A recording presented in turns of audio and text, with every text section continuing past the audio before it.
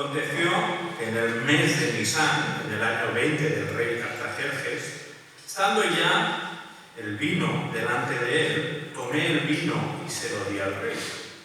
Yo nunca había estado triste en su presencia. Y el rey me dijo: ¿por qué está triste tu rostro? Tú no estás enfermo, eso no es más que tristeza de corazón. Entonces tuve mucho temor y dije al rey: viva para siempre el rey. ¿Cómo no ha de estar triste mi rostro cuando la ciudad, el lugar de los sepulcros de mis padres, está desolada y sus puertas han sido consumidas por el fuego? El rey me dijo: ¿qué es lo que pides? Entonces oré al Dios del cielo y respondí al rey: si le place al rey y si tu siervo ha hallado gracia delante de ti, envíame a Judá, a la ciudad de los sepulcros de mis padres, para que yo la reedifique. Entonces el rey me dijo, estando la reina sentada junto a él: ¿cuánto durará tu viaje y cuándo volverás? Y le agradó al rey enviarme, y yo le di un plazo fijo. Y dije al rey: si le agrada al rey, que se me den cartas para los gobernadores de las provincias más allá del río, para que me dejen pasar hasta que llegue a Judá. Y una carta para Asaf, guarda del bosque del rey, a fin de que me dé madera para hacer las vigas de las puertas de la fortaleza que está junto al templo, para la muralla de la ciudad y para la casa a la cual iré. Y el rey me lo concedió, porque la mano bondadosa de mi Dios estaba sobre mí. Pues, Señor, ayúdanos ahora a acercarnos a tu palabra, pues con el deseo de ser transformados por ti, con el deseo, Señor, de que tú nos alimentes, nos edifiques y sigas hablando a cada una de nuestras vidas. Te lo pedimos en el nombre de Jesús. Amén. Bueno, ¿sabes tú para lo que estás aquí en la tierra? ¿Sabes a lo que Dios te ha llamado? Bueno, en general, todos los cristianos, todos los seguidores de Jesús, tenemos un llamado general, ¿no? De ir y hacer discípulos, bautizándolos, yendo, por todas las naciones. Estamos llamados a predicar el Evangelio, estamos llamados a seguir a Jesús. Esto todos lo compartimos. Pero si te preguntara de forma concreta, dentro de ese propósito general también de glorificar a Dios, de vivir para Él, de forma concreta, ¿a qué te ha llamado Dios? ¿Cómo quiere Dios que le sirvas en tu vida con tus dones? ¿Y cómo puedes saberlo? ¿Cómo puedes estar seguro del llamado de Dios para tu vida? Hace unas semanas vimos cómo Nehemías reaccionaba ante las noticias de que el pueblo que había vuelto después del exilio y estaba en la ciudad de Jerusalén, la verdad es que era un desastre, no habían conseguido lo que pretendían, se habían quedado un poco a medias, la ciudad de Jerusalén estaba sin murallas, quemada, dice, las puertas a fuego, era un desastre, la ciudad estaba desolada, estaba totalmente vulnerable. Y cuando Nehemías escucha estas palabras, su primera reacción es entristecerse, ayunar, sufrir por los que él sabe que están sufriendo. Pero a la vez, desde ese dolor y sufrimiento, lo que hace Nehemías es orar a Dios, clamar a Dios y poner en Dios esa carga que Nehemías tenía. Y lo interesante es ver que hacia el final de esa oración que Nehemías hace, vemos que ya están haciendo un llamado en su vida. Ya está él detectando un posible curso de acción que Dios quiere para él. Porque dice al final de esa oración, en el capítulo 1, versículo 11, dice: haz prosperar hoy a tu siervo y concédele favor delante de este hombre. Se está refiriendo al rey Artajerjes. Nehemías ve la necesidad de su pueblo, siente el dolor, pero enseguida vemos que, de alguna manera, se hace responsable o entiende que Dios quiere que él haga algo por el pueblo de Dios. Pues ese llamado de Nehemías se va a ir desarrollando durante los próximos meses en los que seguramente él está orando, buscando la dirección de Dios, y a la vez debía estar orando para que se abrieran puertas, para que, como dice esta oración, hallara favor delante del rey. Y lo que encontramos ahora al principio del capítulo 2 es la confirmación de este llamado de Dios a Nehemías. Y es algo que nos puede ayudar a nosotros mismos a discernir el llamado de Dios para nuestra vida y para nuestra iglesia. Y lo que vamos a ver respecto al llamado de Dios es que, por un lado, está la confirmación interna, o hay un aspecto subjetivo interno del llamado de Dios. Lo vemos en los primeros versículos, ¿no? Dice que en el mes de Nisán, en el año 20 del rey Artajerjes, estando ya el vino delante de él, tomé el vino y se lo di al rey. Hace unas semanas Marcelo nos comentaba que pasó un tiempo entre que leíamos esa oración del capítulo 1 y en el que se empiezan a desencadenar los eventos que llevan a Nehemías a volver a Jerusalén. El tiempo que Nehemías pasa en oración es prolongado. Hablábamos del mes de Kisleu, que equivale como a noviembre, diciembre, y ahora estamos hablando del mes de Nisán, que también, abril, mayo estamos. Hablamos de unos 4 o 5 meses entre el capítulo 1 y lo que vemos ahora en el capítulo 2. Y durante ese tiempo, Nehemías probablemente ha estado orando y buscando la voluntad de Dios para su vida. Y a la vez eso que veíamos incipiente en la oración del capítulo 1, probablemente se ha ido desarrollando y haciendo cada vez más grande. Veíamos que había dolor y peso de Nehemías por su pueblo, y lo que ahora encontramos en el capítulo 2 es que esa carga, ese peso, esa intuición de que Dios quiere que haga algo por ellos, se ha hecho más y más grande. El texto sigue y vemos cómo la carga de Nehemías por el pueblo se hace evidente de una forma externa. Esa carga interna se hace evidente externamente. Leíamos, yo nunca había estado triste en su presencia, dice el propio Nehemías, y el rey me dijo, ¿por qué está triste tu rostro? Tú no estás enfermo, eso no es más que tristeza de corazón. Entonces tuve mucho temor y dije al rey, viva para siempre el rey. ¿Cómo no ha de estar triste mi rostro cuando la ciudad, el lugar de los sepulcros de mis padres, está desolada y sus puertas han sido consumidas por el fuego? Probablemente Nehemías vivía una vida bastante buena. Ser copero del rey era un trabajo de mucha responsabilidad, pero implicaba también una cercanía con el rey, una influencia quizá en la vida de la corte. Digamos que Nehemías estaba en una buena posición y probablemente Nehemías tenía unas condiciones para, tener una buena vida y probablemente ser feliz, como diríamos hoy. Pero eso no se estaba produciendo en esos momentos, porque él estaba sufriendo, porque sabía que Jerusalén estaba desprotegida, estaba desolada. Y a pesar de probablemente estar en abundancia, en una buena posición, Nehemías siente la carga por ir a ayudar a su pueblo. Ahora, si pensamos en el mundo antiguo, si pensamos en esa época, ¿creéis que el pueblo de Dios, el pueblo judío, era el único que estaba sufriendo? ¿Era el único que lo estaba pasando mal? ¿Era el único que vivía en circunstancias penosas? No, en todo el mundo, en el mundo conocido, habría muchos pueblos que estarían oprimidos, que estarían desprotegidos, que estarían sufriendo. Sin embargo, lo que vemos es que Dios llama a Nehemías, en este caso, a bendecir, a cuidar, a ayudar a su propio pueblo.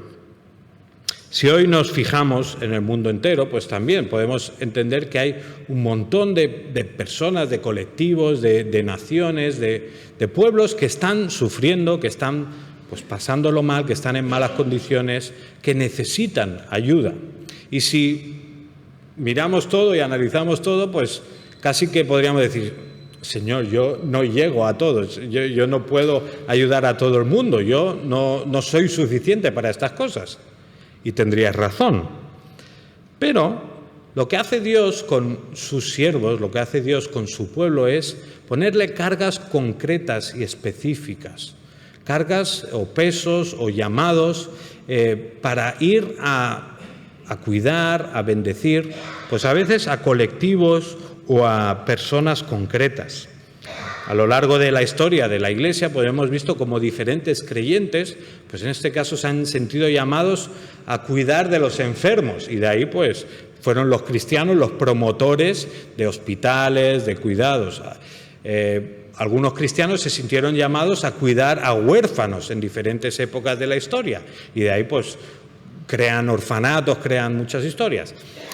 Lo que quiero decir es que Dios pone carga en corazones de cristianos, de creyentes, de hijos suyos, para cuidar o para llegar a determinadas personas, determinados colectivos. En el caso de Nehemías, Dios le puso carga por ir a cuidar y bendecir a su pueblo. Lo que nosotros nos tenemos que preguntar hoy en día es: ¿a quién me estás enviando, Señor? ¿Cuál es la carga que estás poniendo en mi corazón? Algunos la tenéis muy clara, porque algunos sabéis, yo toda la vida he tenido carga por los jóvenes. El Señor me ha llamado a orar por ellos, a cuidarles, a bendecirles. Otros tenéis carga y lo demostráis cuidando a personas que están, pues eso, enfermas, que no se pueden reunir, que no pueden tener pues una vida de comunión normal y corriente. A la vez, el Señor nos llama, a veces de forma concreta, a predicar el Evangelio pues a colectivos concretos. Puede ser que en nuestra iglesia hayan personas que se sientan llamadas, pues la semana pasada estábamos con Joseph y Carlota, pues quizá alguien se siente llamado a predicar el Evangelio especialmente a la comunidad musulmana. Quizá hay entre nosotros algunos que se sienten llamados especialmente a predicar el Evangelio, a ir a buscar a los catalanes, por ejemplo, a los que hablan catalán. Puede ser que en nuestra iglesia Dios nos esté llamando a varias personas, a varios colectivos. La pregunta es si sabes a qué te está llamando Dios concretamente, sea a predicar el Evangelio a alguno de estos colectivos o sea a servirle de una forma específica dentro del pueblo de Dios. Es importante y es crucial que, si queremos seguir a Jesús, entendamos a qué nos está llamando, cómo quiere que le sirvamos. Así que te animo a que, si todavía no lo tienes claro, si todavía no lo sabes, pues busques intensamente la voluntad de Dios y trates de identificar a qué te está llamando el Señor de una forma concreta. Esa carga interna, ese peso que quizá hace tiempo que tienes o quizá nunca has tenido, pero el Señor va a poner en algún momento, pues eso es parte de la confirmación del llamado de Dios. Si tú sientes una carga por alguien o por un tipo de persona concreta, eso es una parte del llamado de Dios. Ahora, el llamado de Dios no es solo algo mío, interno, de yo pienso esto, pues yo lo hago, sino que también vemos que el llamado de Dios necesita confirmación externa. Y esto es lo que vemos en los siguientes versículos. Y vamos a ver que esta confirmación externa, podríamos decir que se produce a dos niveles. El primer nivel tiene que ver con lo que otros ven o lo que otros me dicen. Versículo 4.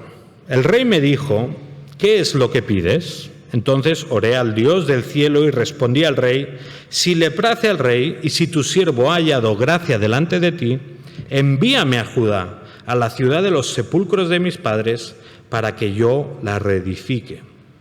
Aquí Nehemías pues ya se arma de valor y comparte con el rey lo que no puede seguir ocultando, esa carga interna que tenía. Su deseo es poder ir a Judá y ayudar a reedificar la ciudad. Y es interesante ver cómo el propio Nehemías quiere remarcar que al dar este paso, pues que podía ser temible, ¿no? Podía pues dar miedo, pide ayuda al Dios del cielo. Ya llevaba tiempo orando, llevaba meses orando, y sin embargo ve que cuando se abre una rendija, lo que dice el versículo 4, entonces oré al Dios del cielo. Nehemías clama al Dios del cielo, es decir, al Dios que gobierna todas las cosas. Nehemías vemos que tiene su confianza puesta en el Señor. Ahora, quizá a nosotros pues no nos parece como, bueno, Nehemías tampoco no hacía falta tanto paripé, ¿no? Bueno, le dices lo que piensas y ya está. Bueno, eso nos pasa porque no trabajamos en la corte real en ese tiempo, ¿no? Pero uno sabe que el rey en esos momentos hacía lo que quería y lo que le daba la gana. Y si no le gustaba lo que alguien hacía, pues si quería se lo cargaba y ya está. Es, en cierto modo, temible lo que está haciendo Nehemías, porque pensad en el trabajo que él tenía. Él era el copero del rey. Y el copero del rey pues no era un trabajo cualquiera. Era alguien que tenía la confianza del rey. Era alguien que probablemente había estado mucho tiempo sirviéndole, que había tenido un buen testimonio. Era alguien que se había ganado esa confianza. Entonces, decirle de un día para otro, lo que le va a decir, ¿no? Que se quiere ir, que quiere que el rey lo libere, pues obviamente no es fácil, porque pues no sabemos si el rey tendría a alguien de la misma confianza o no. No sabemos si el rey pues se iba a enfadar, no, tú tienes que estar aquí y servirme y punto. No sabemos cómo podría haber reaccionado ese rey. Lo que vemos es que Nehemías confía en el Señor. Nehemías se pone en las manos de Dios y le dice al rey lo que sabe que Dios lleva meses empujándole a decir. Y aquí es donde vemos la maravillosa confirmación del Señor. Versículo 6. Entonces el rey me dijo, estando la reina sentada junto a él, ¿cuánto durará tu viaje y cuándo volverás? Y le agradó al rey enviarme, y yo le di un plazo fijo. A pesar de que lo que Nehemías está pidiendo es grande, es costoso, es difícil, la respuesta inmediata del rey es, pues le agradó enviarle. No se nos dice si es porque Nehemías tenía muy buen testimonio y, bueno, pues cómo le iba a negar esa petición. No se nos dice, pues yo qué sé, si el rey ya había bebido algo y estaba más predispuesto a conceder cosas. No se nos dice el qué, pero sea lo que vemos es que responde que sí. Obviamente nosotros, que leemos la Biblia, toda la Biblia, pues sabemos que la palabra de Dios nos dice que el corazón de los reyes está en las manos de Dios y al final es el que mueve las cosas, el que mueve las decisiones, las circunstancias para que se cumpla su propósito. Lo importante en este caso a la hora de ver el llamado de Nehemías es que se confirma de parte del rey, alguien que ni siquiera es hijo de Dios, ¿no? Alguien que no tiene temor de Dios. Pero Nehemías recibe confirmación de parte del rey. Pero no se queda allí la cosa. La conversación sigue y sigue recibiendo Nehemías confirmación de parte de Dios. Porque ya le ha dicho el rey que sí, que le agrada enviarle, ¿de acuerdo? Pero el versículo 7 sigue diciendo: y dije al rey, si le agrada al rey que se me den cartas para los gobernadores de las provincias más allá del río, para que me dejen pasar hasta que llegue a Judá, y una carta para Asaf, guarda del bosque del rey, a fin de que me dé madera para hacer las vigas de las puertas de la fortaleza que está junto al templo, para la muralla de la ciudad y para la casa a la cual iré. Nehemías entiende en ese momento que Dios está moviendo las circunstancias y por eso aprovecha para decir qué es lo que necesita para ese llamado que tiene de parte de Dios. En este caso, pues pide cartas de parte del rey, ¿no? Pues para asegurarse que nadie le va a poner problemas en desplazarse hasta allí, y además pide Pues también que alguien le provea del material que necesita para llevar a cabo el proyecto. Bueno, qué morro, ¿no? O, el rey podría decir, bueno, sí, yo te dejo ir, pero apáñate tú, no me estés aquí pidiendo. No. Nehemías confía en el Señor y él pues pide, ¿no? Hace poco veíamos en Santiago, no tenéis, ¿por qué? Dice, porque no pedís. A veces los creyentes, los hijos de Dios, no tenemos simplemente porque no nos atrevemos a pedir al Dios del cielo. Pero bueno, aquí tenemos a Nehemías, que acaba diciendo lo siguiente: y el rey me lo concedió porque la mano bondadosa de mi Dios estaba sobre mí. La confirmación externa del llamado de Dios se produce, por un lado, a través de que el rey le dice que puede ir, a través de los demás, pero a la vez también se confirma a través de la provisión de Dios. Nehemías reconoce que todo esto que está pasando con el rey, pues no viene porque él sea un gran orador o muy persuasivo o porque ha sabido tirar de los hilos correctos. Él reconoce que es la mano bondadosa de su Dios la que está con él y por eso el rey le concede todas esas cosas. Él entendió que, además de esa carga interna que él tenía por ir a ayudar a su pueblo, Dios confirmó su llamado moviendo las circunstancias externas, ayudándole a entender que sí, que esa era su misión y que Dios estaba con él. Y esto pues es muy importante para nosotros cuando queremos emprender cosas para Dios. Tenemos que tener en cuenta el factor interno, ¿no? Bueno, yo creo que Dios me está llamando a esto, yo quiero servirle de esta manera, pero es importante que entendamos también los factores externos del llamado y que veamos confirmación de Dios en lo que otros, en este caso hermanos de nuestra iglesia, líderes de nuestra iglesia o de otras iglesias nos están diciendo. Si solo tenemos la confirmación interna, pero nadie más lo ve, pues cuidado, ¿no? Yo, Señor, me siento llamado a predicar no sé qué y no sé cuánto, pero nadie reconoce que Dios te ha dado un don para enseñar, pues bueno, intenta afinar un poco más a ver si Dios realmente te está llamando a eso. Si estoy convencido de que pues, el Señor me llama a llevar un determinado ministerio, pero quizá mis circunstancias lo impiden en ese momento, porque ese ministerio requiere mucho tiempo y yo tengo que cuidar de ciertos familiares. Yo tengo una situación laboral que ahora mismo no me permite llevar a cabo ese llamado. Quizá Dios te llama a renunciar a algo, pero quizá te está diciendo, bueno, tienes este llamado, pero ahora no es el momento. Será más adelante, será cuando las circunstancias externas también lo permitan. Si vemos que ese convencimiento interno sigue y a pesar de las dificultades, el Señor va abriendo puertas, el Señor quizá no provee de todo lo que necesitas, pero sí que empieza a poner piedras en el camino, pues podemos seguir ese llamado de Dios, podemos ir avanzando, siempre diciendo, Señor, yo creo que tú me llamas a esto, voy a seguir por aquí hasta que tú pues, cierres una puerta clarísimamente, ¿no?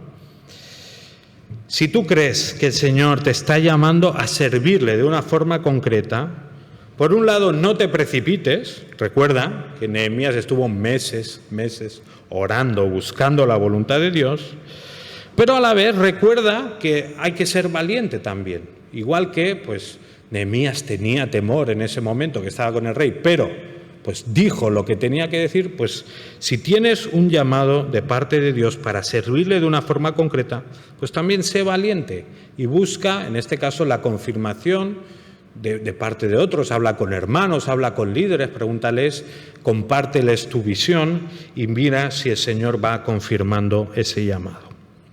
Por último, te animo a que recuerdes quién es el que te está llamando a servirle. Nehemías tenía muy claro que era el mismo Dios quien estaba moviendo todas estas cosas para que él dejara esa posición privilegiada que tenía durante un tiempo y fuera pues, a lo que iba a ser una misión cansada, peligrosa, desgastante. Y es curioso ver cómo Nehemías nos recuerda también a Jesús, aquel que nos llama a seguirle. Y es curioso ver cómo Nehemías en este caso deja esa corte real, ¿no? Esa posición agradable, ese lugar privilegiado para ir a bendecir, a cuidar al pueblo, pero eso, dentro de peligros, con sufrimiento. Y Nehemías en este caso nos recuerda a nuestro Señor Jesús, el cual estaba no en una corte real humana, estaba en la corte celestial, estaba en el Padre, el Hijo, el Espíritu, disfrutando de comunión perfecta, disfrutando de un amor ideal, y el Señor Jesús voluntariamente responde al llamado del Padre para dejar temporalmente ese bienestar, esa gloria, y venir a reparar y restaurar lo que el pueblo de Dios no podía. Pero a la vez, si seguimos pensando en aquel que nos llama a servirle y a seguirle, pues todavía seremos más motivados a buscar nuestro llamado y ponerlo en práctica. Porque es curioso pensar en el trabajo de Nehemías. ¿Qué trabajo tenía? Era el copero del rey. ¿Qué hacía el copero del rey? Bueno, el copero del rey se tenía que asegurar de que lo que el rey tomaba estaba en condiciones. ¿Pero qué hacía? Parte leía que lavaba bien la copa y, por lo que yo he leído, no sé si era exactamente así, cogía vino, lo echaba, bebía y, pues ya viendo que no le pasaba nada, el rey ya podía tomar del vino en la copa. El trabajo de Nehemías implicaba que tenía que, en parte, ponerse en peligro para proteger al rey. En cambio, si pensamos en Jesús, nos damos cuenta de que Jesús no es el copero del rey, sino que es el rey copero. En el caso de Jesús, lo que vemos es que es el mismo rey que viene a este mundo no para ser servido, no para que sus súbditos le protejan, sino para que él pueda proteger y cuidar de los suyos. Este rey no viene a este mundo para que sus súbditos le sirvan y le hagan disfrutar de los placeres terrenales, sino que Jesús vino para servir a sus súbditos.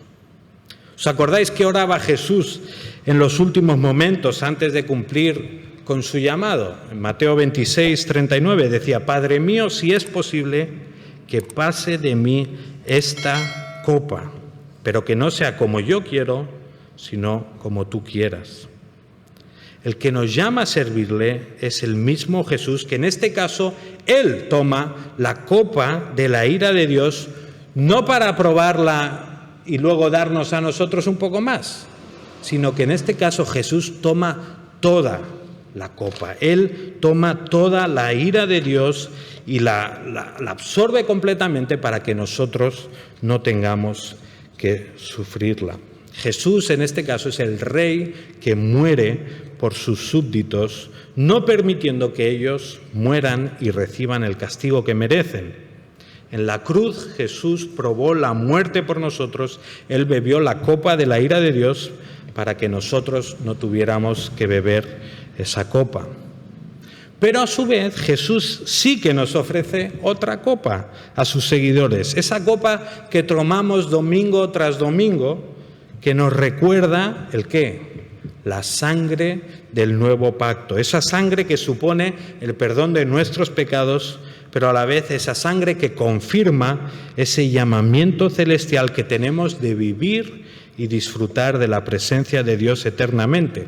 Cuando Jesús está instaurando la Santa Cena, le dice a sus discípulos: y yo os digo que desde ahora no beberé más de este fruto de la vid hasta aquel día cuando lo beba nuevo con vosotros en el reino de mi Padre.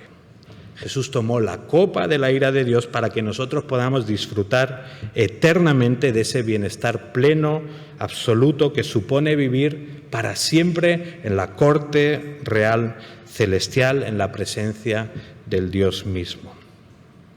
Pues este es el rey que nos llama a servirle. Este es el rey que lo ha dado todo por nosotros. ¿cómo no vamos entonces a obedecerle? ¿Cómo no vamos a preocuparnos de cuál es el llamado de nuestra vida?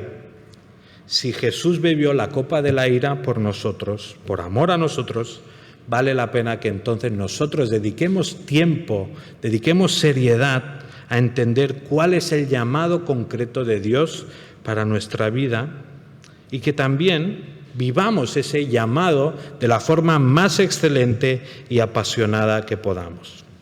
Os animo a que este verano sea un momento especial para que puedas pensar y reflexionar sobre cuál es el llamado concreto de Dios para tu vida. Vamos a orar, vamos a pedirle al Señor que nos ayude a conocer su llamado y a seguirle.